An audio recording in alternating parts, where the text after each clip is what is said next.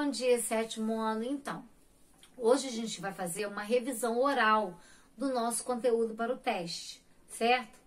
Bem, a gente viu que força é uma grandeza que modifica o movimento de um corpo. E ela vai surgir da interação de dois corpos, que pode causar deformação ou alteração dos estados de movimento ou repouso desse corpo. Ela é simbolizada pela letra F e é medida em newtons, certo?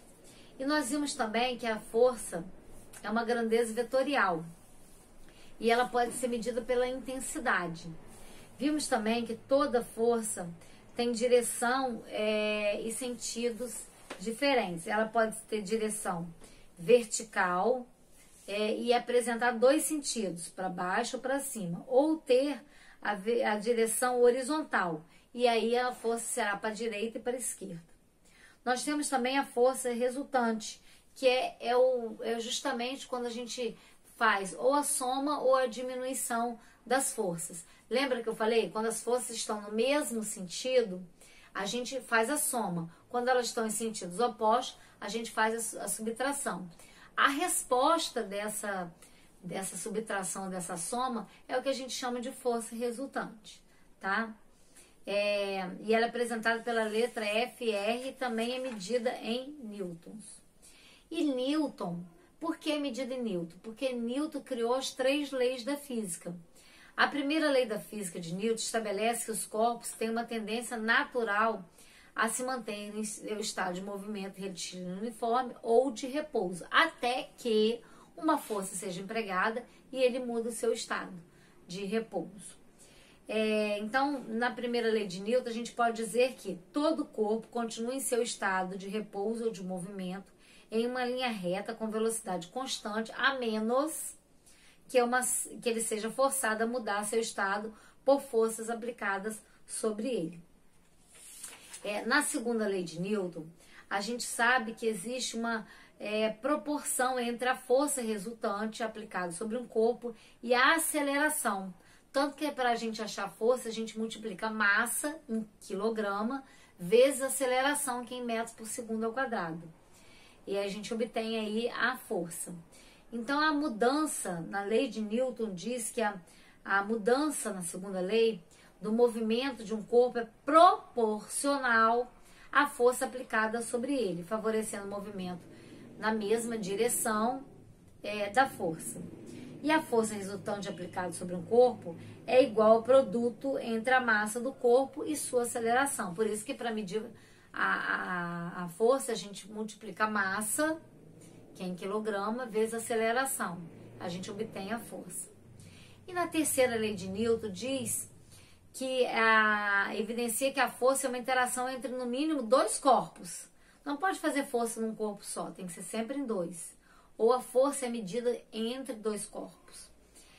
Por esse motivo, não há como um corpo produzir aceleração e, consequentemente, uma força resultante sobre si mesmo sem interagir com o segundo corpo, tá? E na terceira lei de Newton diz que para toda ação há sempre uma reação oposta e de mesma intensidade, ou seja, as ações são mútuas.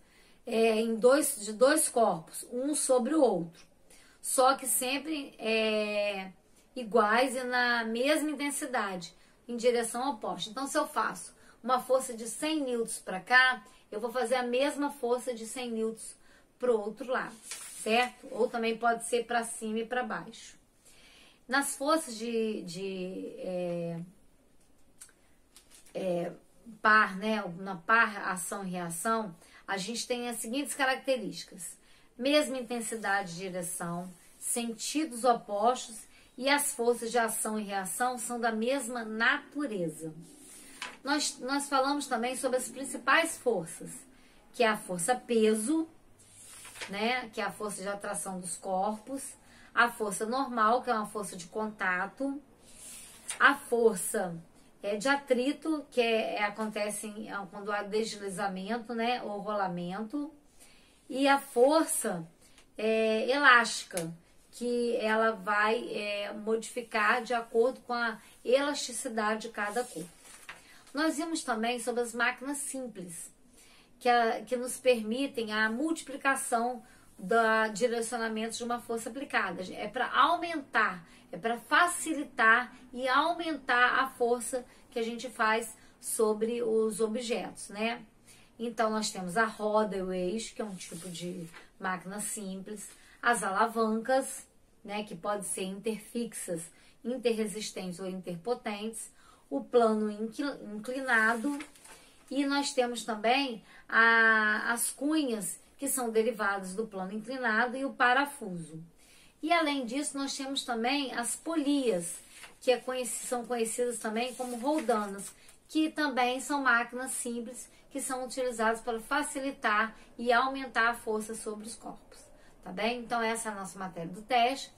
Vocês façam uma leitura em toda aí a nossa apostila para poder revisar o conteúdo para a gente fazer o nosso teste. Combinado? Ó, beijinho, tchau, tchau.